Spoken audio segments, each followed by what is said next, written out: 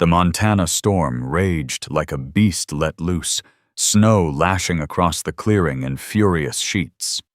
When Jack Boone stepped onto the porch of his late father's cabin, his boots locked against the frozen boards. There, broken in the snow and blood, lay a German Shepherd shadow. The dog's black and tan coat was tangled with blood and ice, his belly slashed, one leg twisted at an angle. No limb should bend. Yet those brown eyes lifted toward Jack, not in fear, but in raw, pleading trust. Jack's duffel slipped from his hand.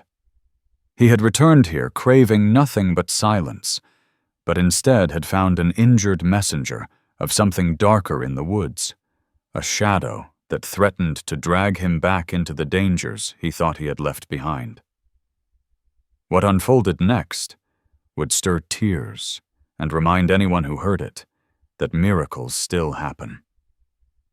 The rain that night swept across Montana like a restless tide, pounding rooftops and hissing along gravel roads. The mountains vanished behind curtains of storm, while thunder rolled like the growl of some unseen predator. It was the kind of weather that drove folks indoors early, bolting doors and drawing curtains until the streets were left unnervingly quiet. Through that storm trudged Jack Boone Boots, heavy with water shoulders hunched beneath a sodden coat. At 35, he looked older than his years. Tall, broad-shouldered, his dark hair was already streaked with gray at the temples. A square jaw, usually shaven clean, bore the roughness of exhaustion, and his storm-gray eyes looked as though they had stared too long at violence and loss. Those eyes had witnessed enough to hollow a man out. He had just come back from Denver, where months of chasing a brutal trafficking ring had consumed him. The last raid ended only days ago.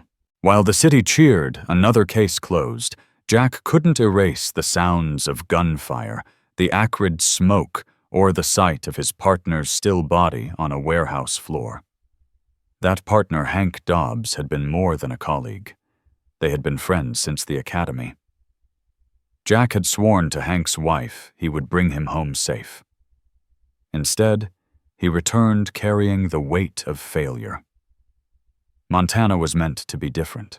The cabin on the edge of town, his father's old place, was supposed to offer peace, a place to breathe and let silence dull the echoes of gunfire. The porch light glowed faintly in the storm, guiding him home. Jack's grip tightened on the duffel as he pressed forward, boots crunching wet gravel. He imagined the hearth lit, the smell of pine sap in the air, maybe a glass of bourbon to burn away the bitterness that clung to him. For weeks he had dreamed of nothing but quiet. But the moment his boot touched the first board of the porch, that dream broke. Something was there. At first it seemed a bundle of rags slumped against the door. But lightning split the sky, and Jack froze. It was no bundle. It was a living body, faintly breathing, covered in fur. A German Shepherd collapsed across the porch planks, his black and tan coat soaked with blood and rain. He was large, yet thin ribs showing through where the fur had worn away. A deep gash stretched across his belly, blood pooling beneath him despite the storm's wash. One hind leg bent unnaturally raw with torn flesh. His ears pinned back, his frame shook with shallow breaths. Jack's heart leapt into his throat. The duffel slid from his grip. His instincts scanned the yard for danger, but there was only rain and whispering trees. The dog raised his head weakly, brown eyes locking onto his. Those eyes weren't wild or vicious. They carried something painfully human: desperation, pain, and unbroken trust. The shepherd didn't bark or bare his teeth. He simply stared, pleading. Jack knelt, rain dripping from his collar onto the porch. The scent of blood mingled with wet fur and soaked timber. He reached out one steady hand, palm open, adrenaline flooding his veins. The shepherd's nostrils flared faintly, catching the scent of the man kneeling before him. For a second, Jack thought he might snap. Instead, the dog let his head sink, too weak to resist, too tired to care. "Jesus!" Jack muttered, his voice rough with shock, and something deeper. He hadn't spoken to anyone since Denver, and the words felt foreign on his tongue. "What happened to you?" The dog answered only with a faint whine, nearly lost in the rain.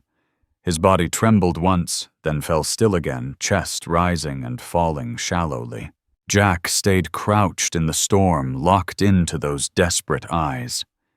He had promised himself, after losing Hank Dobbs, that he wouldn't let anyone else slip past his guard man or beast.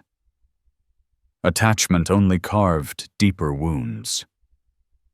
Pain bred guilt. Yet here, lying broken on his porch in the middle of a storm, was a creature that had chosen his doorstep out of all of Montana. A silent plea, wordless but urgent. Lightning cracked across the sky, throwing both man and dog into stark relief. For that heartbeat, Jack Boone didn't just see a wounded animal. He saw a test proof that his heart might still reach beyond grief. The shepherd's eyes never left his. Not defiant, not frightened, just steady in their desperate appeal. And Jack, a man who thought he had nothing left to give, felt something stir responsibility, connection, hope. He exhaled slowly, the sound swallowed by thunder. His hand hovered inches above the dog's head, rain streaming off his fingers. The shepherd blinked once, slow and deliberate, as if to say he understood. The porch light flickered in the gale, and Jack realized the silence he had longed for had ended the moment he stepped into the storm. Bleeding and broken at his door lay a new story demanding to be written. The storm hammered the roof, lightning tearing scars across the black sky. Jack still knelt by Shadow, whose breaths came shallow, ragged, trembling. If he hesitated longer, the animal wouldn't survive. He slid his arms beneath the battered frame. Shadow was big, but frighteningly light, his bones sharp under the fur, as if hunger had hollowed him out. Jack pushed the cabin door open with his shoulder and carried him inside. The air filled instantly with the mingled scents of wet fur and blood. He laid the shepherd gently on the worn rug near the fire and grabbed his battered first aid kit from the shelf. The cabin was plain, a solitary man's refuge. A heavy oak table, mismatched chairs from old auctions, no room for company. Photos hung sparsely.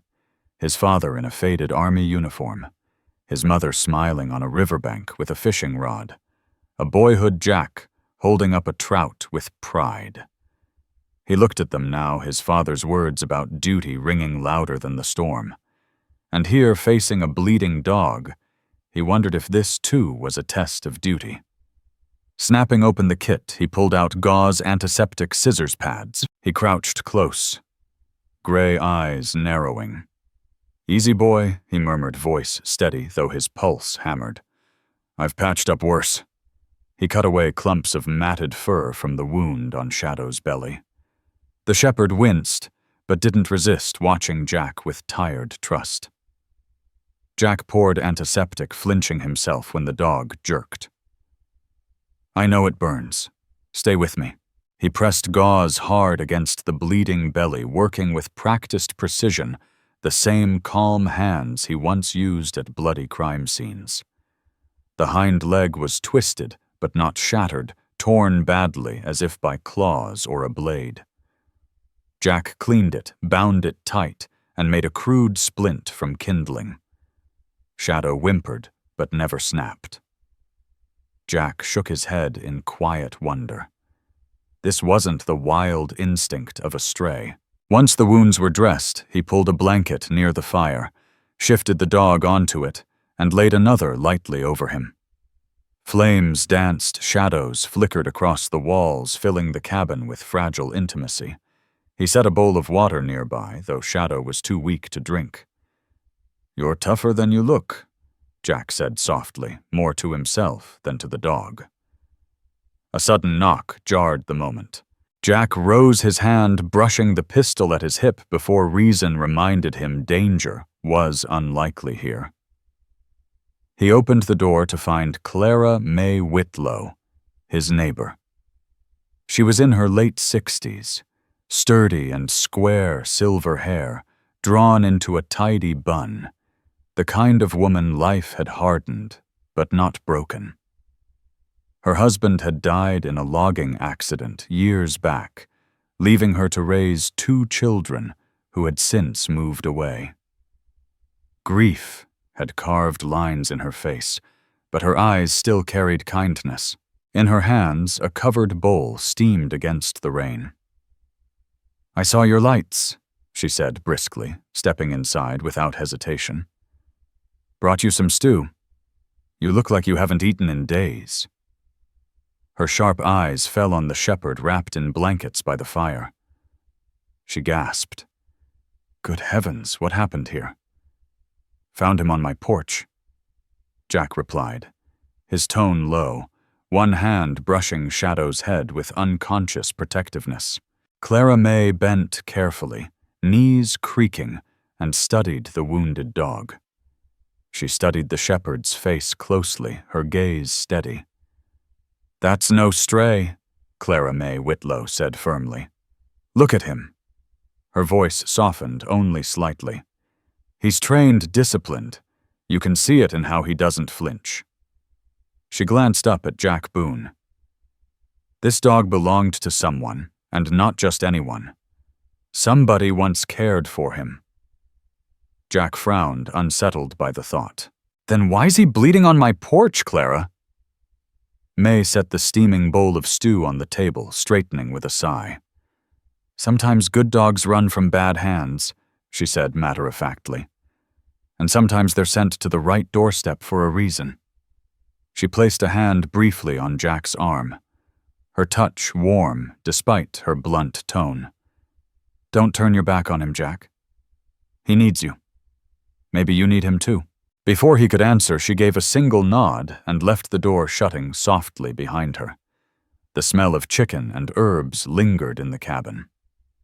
Jack turned back to Shadow, who shifted slightly under the blanket. The dog's breathing remained shallow, though steadier than before.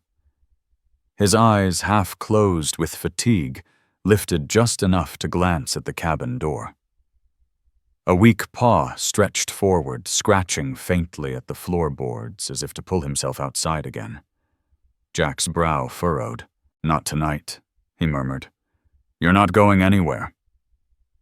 He reached to adjust the bandage, but Shadow's gaze stayed fixed on the door. It wasn't random.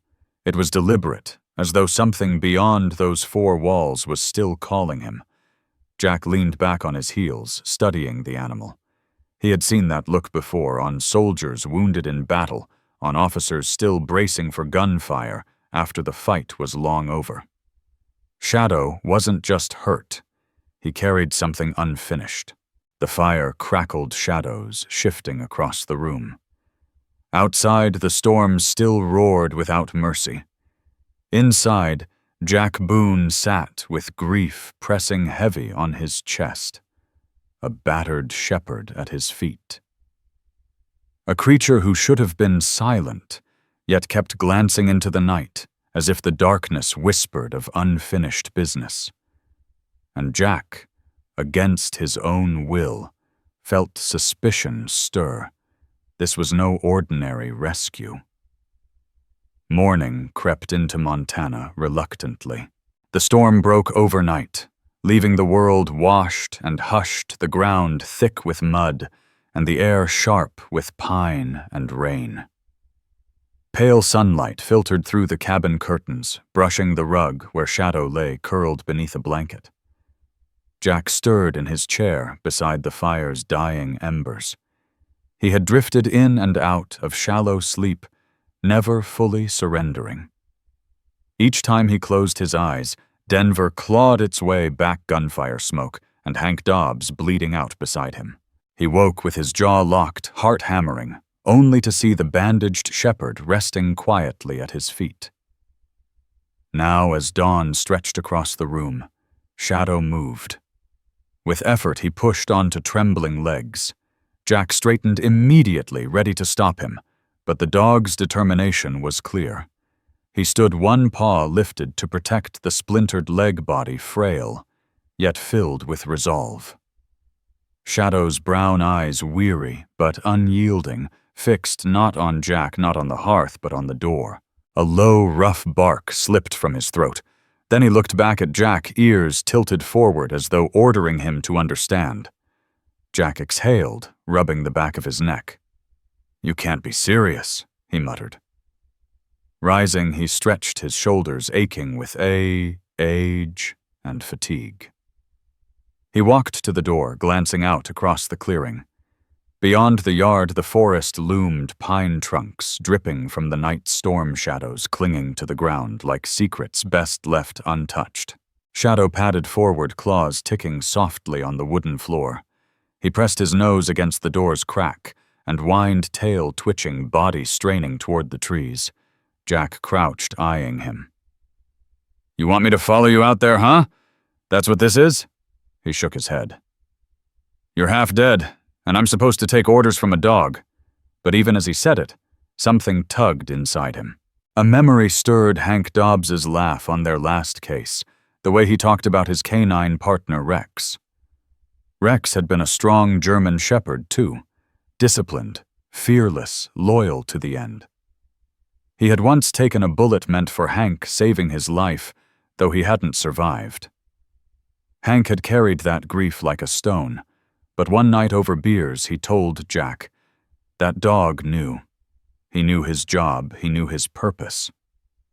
Now, staring into Shadow's tired eyes, Jack felt that memory sharpen. Maybe this dog knew something too. Maybe it was more than coincidence. Sometimes they guide us better than we guide them. Staring into Shadow's weary eyes, Jack Boone felt the memory of Hank Dobbs sharpen inside him. Maybe this dog knew something too. Maybe fate had pushed him here, and this was no coincidence. Jack rose slowly, bracing his hands on his hips, torn between the quiet life he came back for and the pull of a road he swore he'd left behind. He had wanted rest to bury the weight of other people's burdens. Yet this battered shepherd, half dead but unyielding, had awakened instincts he thought long buried the urge to follow, to protect, to uncover the truth. Shadow barked again, a little stronger this time, as if underlining the thought. Jack rubbed a hand across his tired face with a groan. "Damn it, you're not giving me much of a choice, are you?" He walked into the kitchen, filled a small bowl with water and set it at the dog's paws. "Drink first," he ordered, though his tone was gentler than it had ever been in Denver. Shadow obeyed, lapping weakly, but with gratitude. Jack crossed his arms, a reluctant smile tugging at his mouth. "You're nothing but trouble, you know that." A knock broke the moment. Jack frowned and opened the door to find Clara May Whitlow again. This time she looked more put together, wrapped in a wool shawl against the chill, her silver hair pinned neat. She carried a wicker basket filled with warm bread rolls. "You look like you didn't sleep," she said, stepping in without waiting. Her sharp blue eyes cut straight to Shadow by the door. "And he looks like he's already thinking about running." Jack gave a grunt. "He's got ideas, that's for sure." Clara May set the basket on the table, folded her hands. "Animals see what we don't. My husband always said their instincts are cleaner than ours. They don't question, they just know." Her voice softened at the mention of her husband, a shadow crossing her face. "That dog didn't crawl to your porch by accident, Jack. He came because you're the one meant to help him." Jack opened his mouth to argue, but shut it again. Clara May had a way of stripping his defenses bare. She touched his arm briefly. "Don't ignore him. If he's pointing to the woods, maybe there's something that needs finding." She left soon after, leaving behind the scent of warm bread. Jack stood staring at the door, silent. Shadow looked up, tail flicking faintly against the floor, as though he'd heard every word. Jack sighed, crouching so his eyes were level with the shepherd's. "All right," he said at last. "But we do this slow. You're not ready to tear through the woods." He placed a steady hand on Shadow's head. The dog leaned into the touch for a moment, then turned again to face the door, resolute. The forest waited outside, still heavy with the storm's aftermath. Jack felt the weight of his badge, his memories, his guilt pressing down. He had promised himself no more battles, no more attachments. Yet here was Shadow refusing to let him fade into silence. Morning light stretched across the cabin floor, and Jack knew rest would have to wait. The dog had chosen him, and the woods were calling. The forest spread ahead like a living maze damp with rain.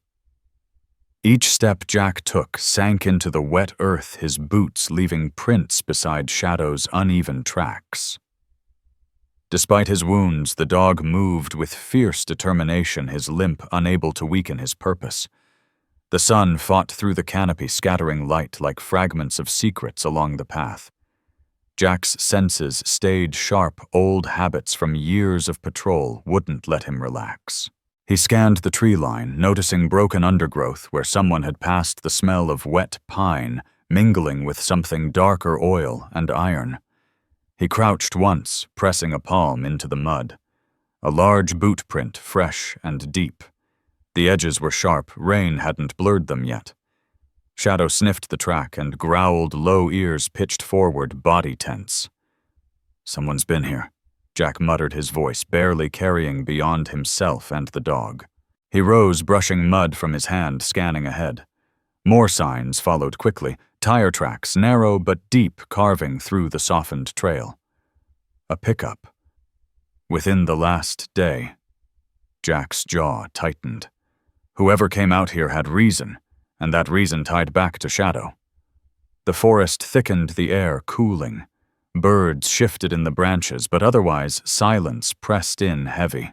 Jack thought of Clara May's words, "Sometimes animals see what we don't," and pushed on his hand, brushing the knife at his belt just in case. Sometimes animals sense things we can't. With that thought nagging at him, Jack Boone pushed forward, fingers brushing the knife at his belt, instincts sharp. Shadow slowed as they climbed a low ridge, then froze, his body, rigid ears standing alert. Jack followed his gaze. Half hidden in a thicket stood a cabin. Its weathered boards sagged, roof bowed under moss and rot, one shutter banging loosely in the wind. But what made Jack's skin crawl was the heavy door, reinforced with thick planks wrapped in rusted chains and a padlock. The hair on the back of his neck prickled. This wasn't some abandoned hunter's shack. Someone was using this place. Shadow crept forward, his frame trembling but steady, a low growl rolling from his chest. His tail was stiff, hackles, raised eyes locked on that door. Jack laid a hand on the dog's back, feeling the tension humming beneath his fur. "Yeah," he whispered. "I feel it too." As he moved closer, his boots scraped something sharp. Looking down, he spotted a dark smear of dried blood staining the stone threshold. He crouched, tracing it with his eyes. The pattern matched Shadow's injuries, deep, heavy bleeding dragged or forced away. "You came from here," Jack murmured. Shadow whined softly, pressing his nose to the crack under the door. Jack's instincts burned hot. He scanned the clearing, disturbed dirt prints pacing back and forth, some large, some small. Tire marks curled into the space before veering off again. A truck had been here recently. The cabin stood quiet, but Jack knew silence was often a lie. His hand went to the pouch at his belt, the old utility kit he still carried from his detective days.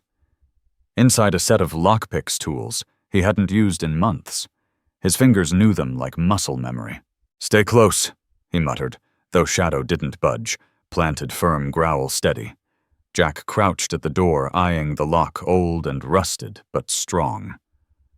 The chain looped tight, links thick.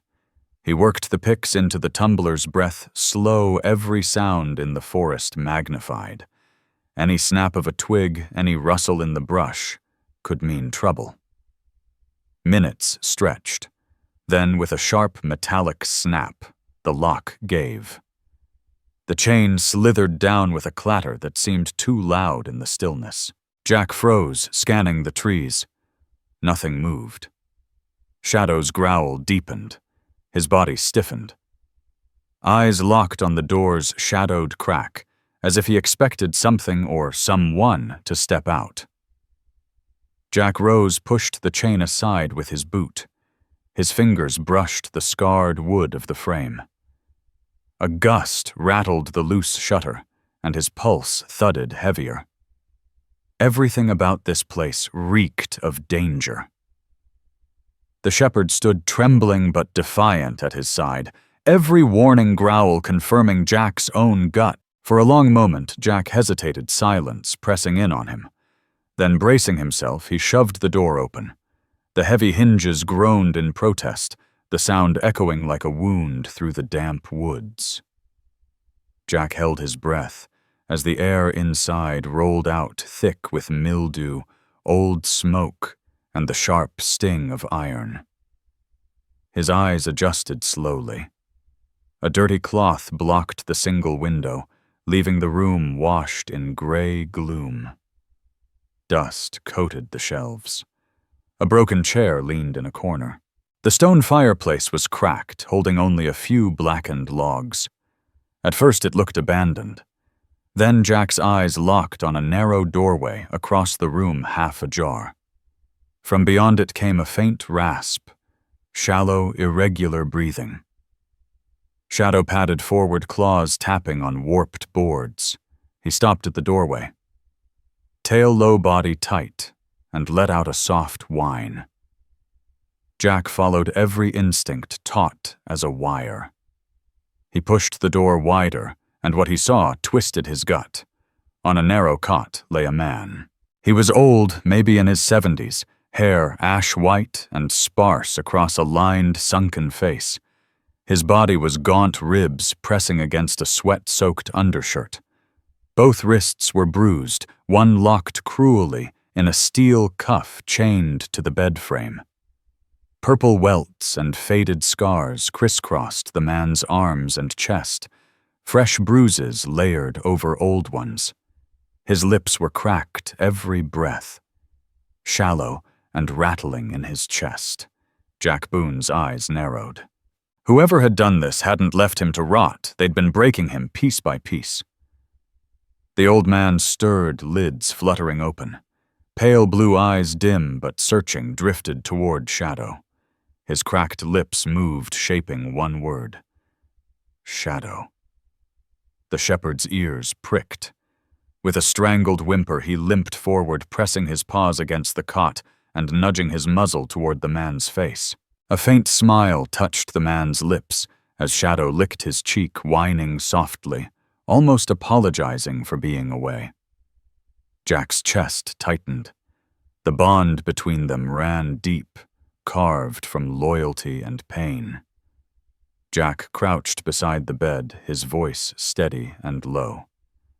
"Sir, my name's Jack Boone. I'm a former officer. You're safe now.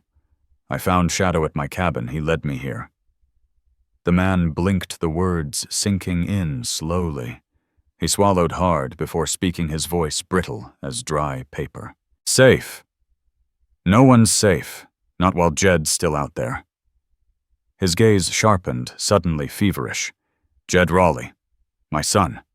Jack drew back slightly, studying him. Silas Crow. The name clicked. Jack had heard it whispered in town.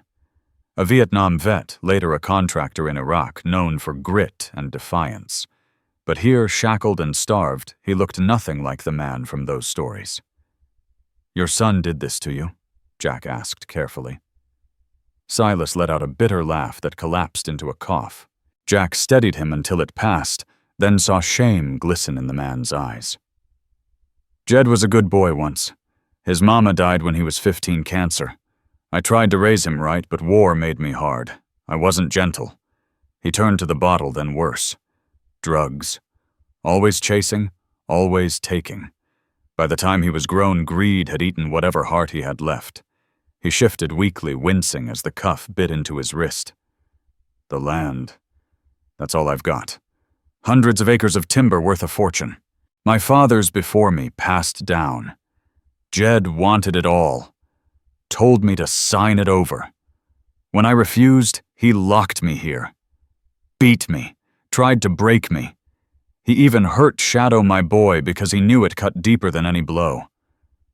At that, Shadow whimpered low, pressing his head against Silas's chest.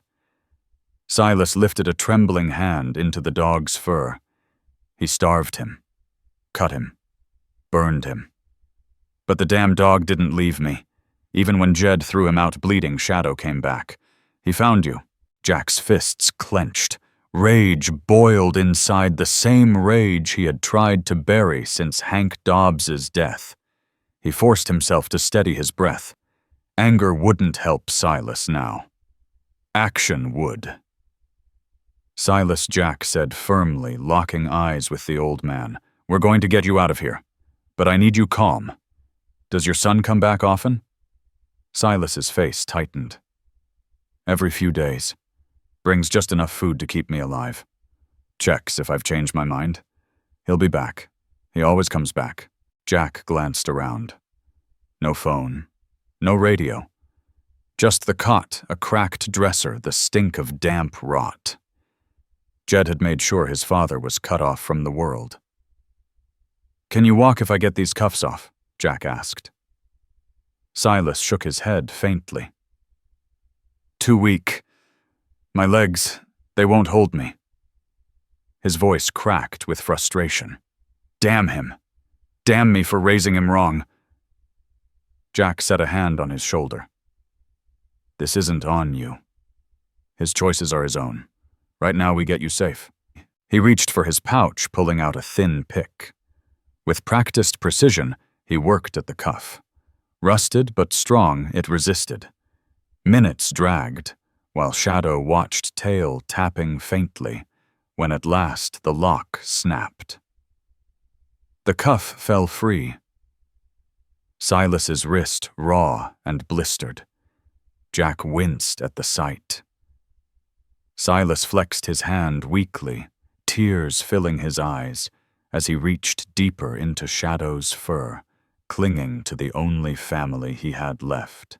Shadow pressed closer to the frail man, whining with relief. To Jack Boone, it was clear that reunion was the only thing keeping both man and dog alive. Jack straightened. We've got to move you. I can carry you if I have to, but we can't stay here. If Jed Raleigh comes back and finds us, it's over. Silas Crow's eyes darted to the door, fear flashing. You don't know him. He's dangerous.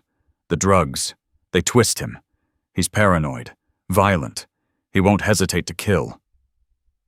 Jack's jaw hardened. Then he and I will cross that bridge when it comes.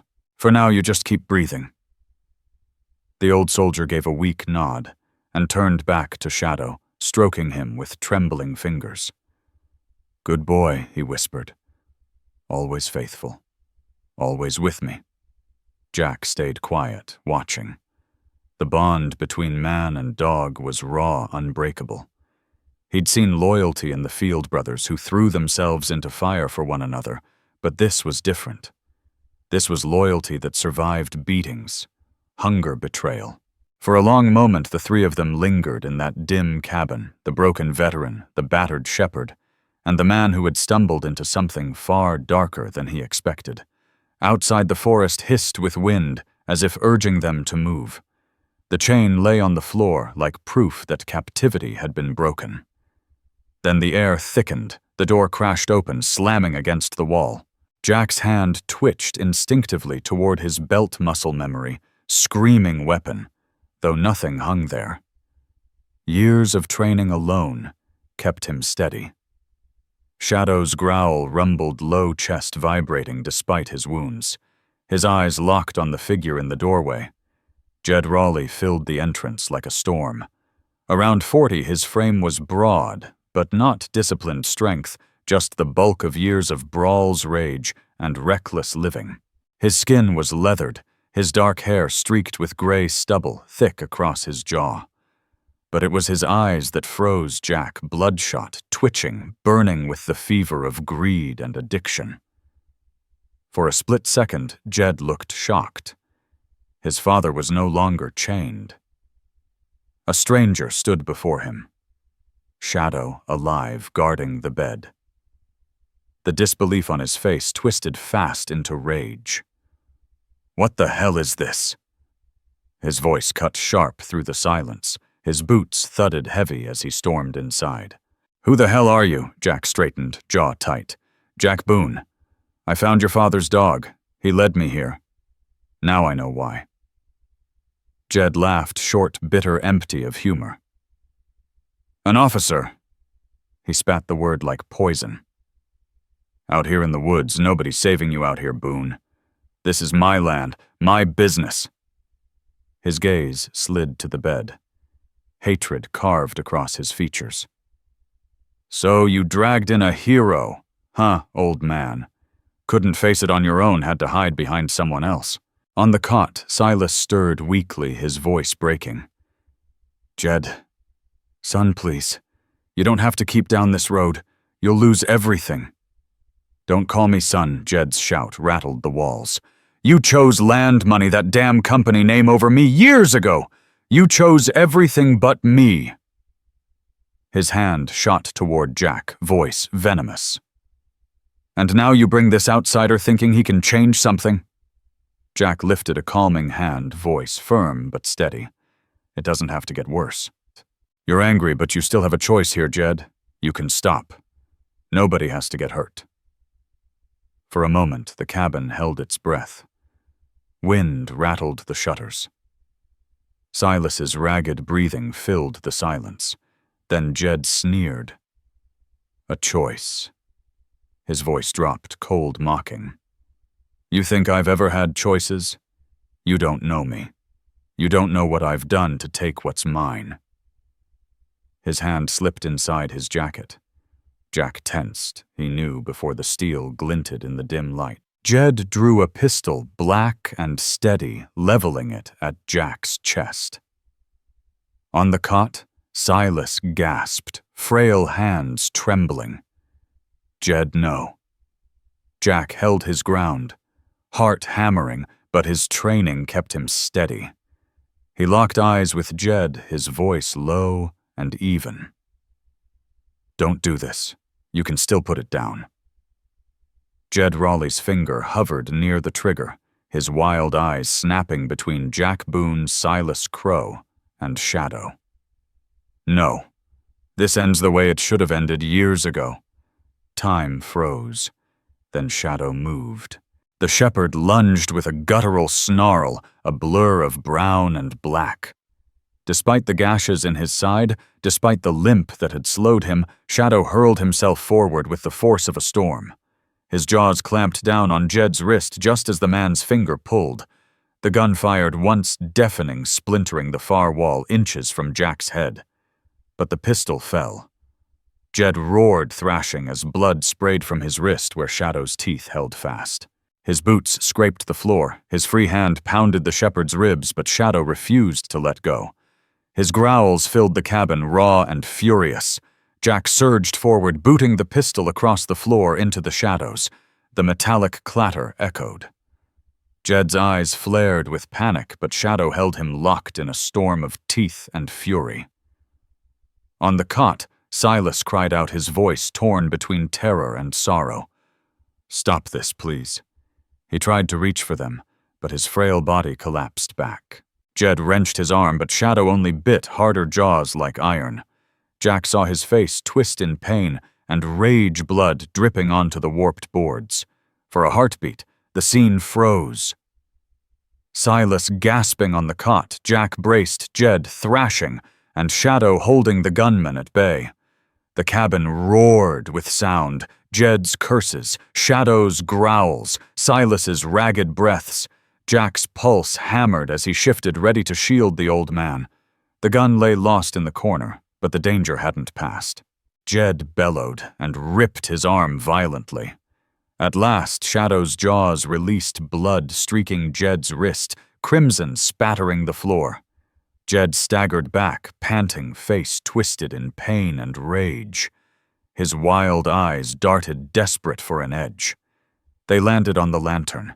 It sat on a shelf glass, smudged, still filled with oil, its flame flickering faintly. Before Jack could move, Jed snatched it and swung. Jack ducked the lantern, smashed against the wall, exploding in fire.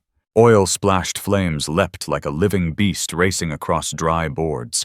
Smoke surged upward, filling the low ceiling. The old cabin, already brittle with age, became a tinderbox. "Damn it," Jack rasped, coughing, eyes burning as he turned to Silas. The old man's eyes went wide with terror as he tried to stand, his legs trembling, too weak.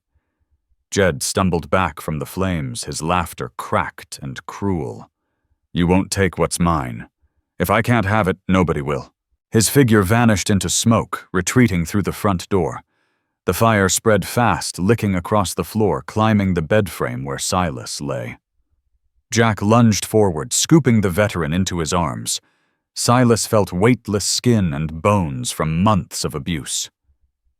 "Stay with me, sir," Jack urged, tightening his grip as smoke burned his lungs.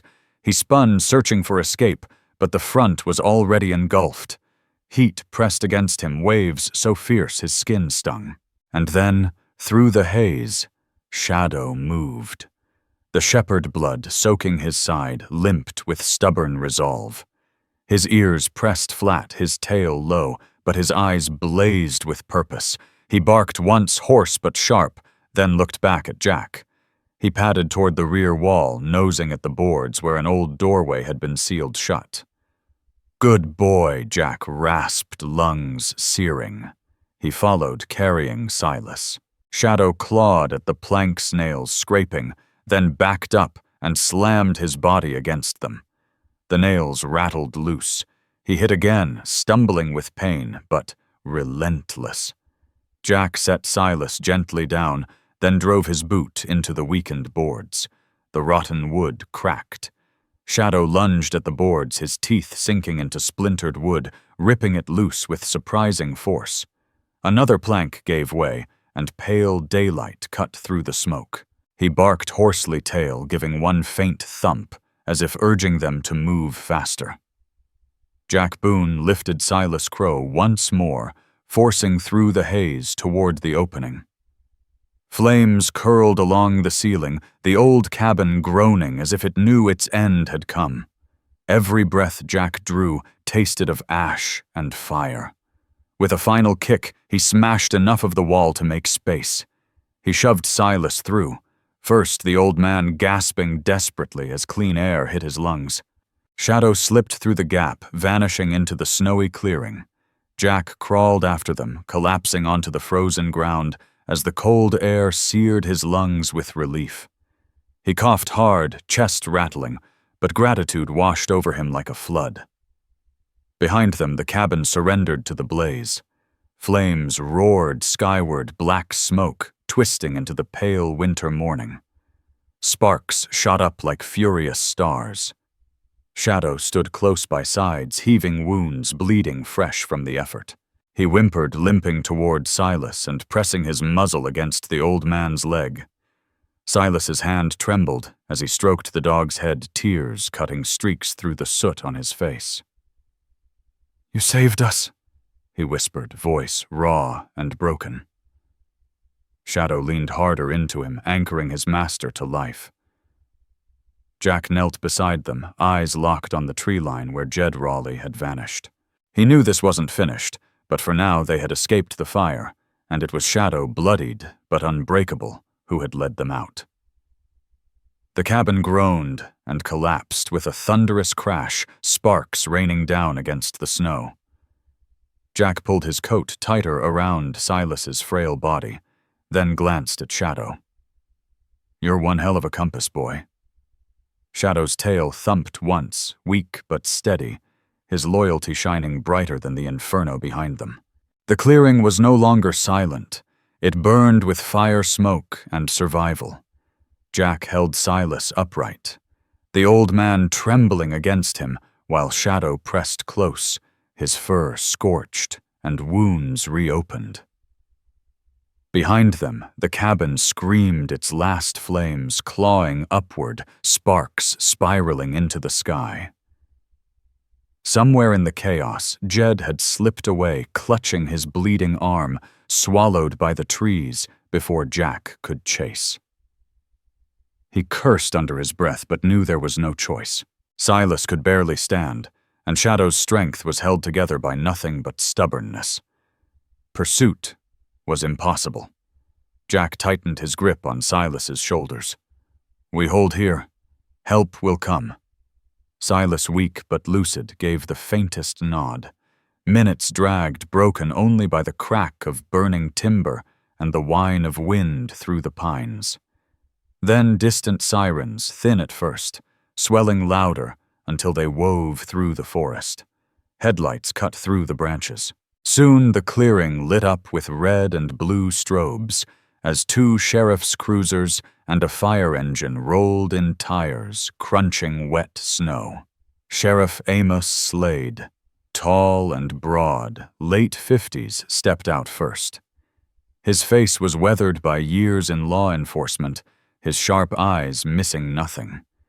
He took in the scene, the burning ruin, the 2 battered men, and the scarred shepherd standing guard. What in God's name happened here? Jack pulled himself straighter, fatigue heavy in his bones. Jack Boone, former Denver PD. This is Silas Crow, his son Jed. Raleigh was holding him captive. Jed set the fire to bury his crimes. He's wounded but on foot somewhere in those woods. We need a perimeter now. Slade nodded once, crisp and decisive.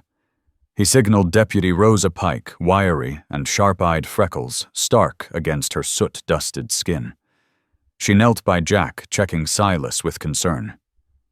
"We'll get him to the ambulance," she assured. "You did right pulling him out." Medics rushed Silas away. Shadow whining as he tried to follow his legs, faltering.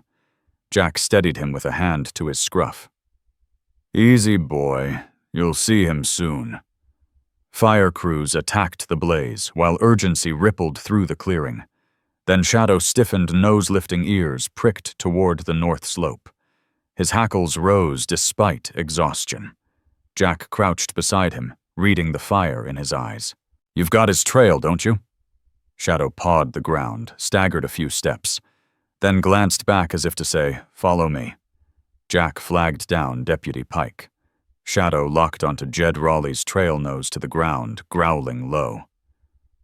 "We should trust him," Deputy Rosa Pike said, hesitating only a beat before motioning for 2 deputies to flank her. Together with Shadow limping in the lead, they pushed into the trees.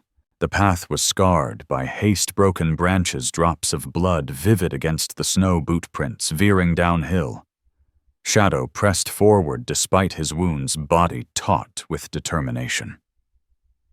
Every few steps he looked back to make sure Jack Boone stayed with him, then drove on. At the base of a rocky slope, they found Jed. Slumped against a boulder by the frozen creek, his expensive jacket torn, his face streaked with soot and sweat. His right hand clutched the mangled wrist Shadow had torn. When he saw the deputies, Jed lurched up, eyes wild. "Stay back," he rasped, fumbling for the hunting knife at his belt. But before he could draw, Shadow surged forward, snarling teeth bared. Jed froze. Recognition and fear flashed across his face. The knife clattered into the snow. Deputies swarmed him, shoving him to his knees. Metal cuffs snapped shut as Rosa announced, "Jed Raleigh, you're under arrest for unlawful imprisonment, arson attempt, and assault." Jed sagged, spitting into the snow, muttering curses, but offering no fight. Shadow dropped onto his haunches nearby, panting eyes locked on the man who had once been his tormentor. There was no triumph in his gaze, only quiet defiance. Back in the clearing, Silas Crow was stabilized for transport. Jack coaxed Shadow into the ambulance, brushing off the medic's protests. "He won't leave Silas's side," he explained. "You'll have a harder time keeping him out than letting him stay." The medic, Eli Ward, a sandy-haired young man with weary eyes, gave a crooked smile. "Fair enough. He's earned it." At the county hospital, weeks blurred into months. Silas regained strength slowly, with Shadow curled by his bedside every hour. Jack came daily, sometimes speaking, sometimes just sitting. They shared war stories, Silas of Iraq brothers lost in desert heat, Jack of Denver, the partner he couldn't save. A bond grew not of blood, but of survival. Meanwhile, Jed faced charges that shook the town: kidnapping, elder abuse, animal cruelty, attempted arson. Bail denied. The Raleigh name, once tied to timber wealth, now whispered only of disgrace. Silas, though, carried no hate. "He's still my son," he told Jack one evening, voice gravelly. But choices shape a man. Jed chose greed. Shadow chose loyalty. By spring, Silas was strong enough to leave the hospital. Jack drove him home with Shadow's head resting on the old man's knee. Instead of silence, they returned with purpose. They vowed to preserve the land not for profit, but for memory. With Sheriff Slade's support, they planned a sanctuary: cabins for veterans, trails for healing walks, kennels for retired service dogs. Shadow, still limping, became the first guardian. Children were drawn to his soulful eyes. Veterans saw in him their own scars. Jack, once certain solitude was his fate, found meaning in every nail driven into cabin walls, every meal shared at Silas's table. Silas, once a prisoner in his own home, found freedom with a son he never expected. And Jack, haunted by ghosts, found family in Silas and Shadow. On a soft spring morning, the forest alive with birdsong, Jack and Silas stood on the porch of a new cabin. Shadow lay at their feet, head on paws, eyes alert. "We survived fire and blood," Silas said, his voice thick with wonder. "Now let's make this place a refuge." Jack smiled, the weight on his chest finally lifting. Together. Shadow lifted his head-tail, thumping once against the wood, as if sealing the vow. Sometimes miracles don't arrive as thunder from the heavens. Sometimes they limp toward us on 4 scarred paws, carrying eyes that refuse to surrender hope. Shadow was more than a dog. He was a messenger, proof that God plants signs of redemption in our path when we least expect it. Through him, Jack found family. Silas found freedom. And both discovered that even after fire and loss, dawn still rises. In our own lives, the battles may not be burning cabins, but loneliness, fear, grief. And like Jack and Silas learned, God can turn wounds into beginnings. All he asks is that we open our hearts and trust. If this story touched you, share it with someone who needs hope today. Leave a comment below. Write Amen. And if you believe miracles still happen, subscribe to the channel so you won't miss more stories of courage, loyalty, and second chances. May God bless you and your loved ones, and may His light guide you through every storm toward your own dawn of trust.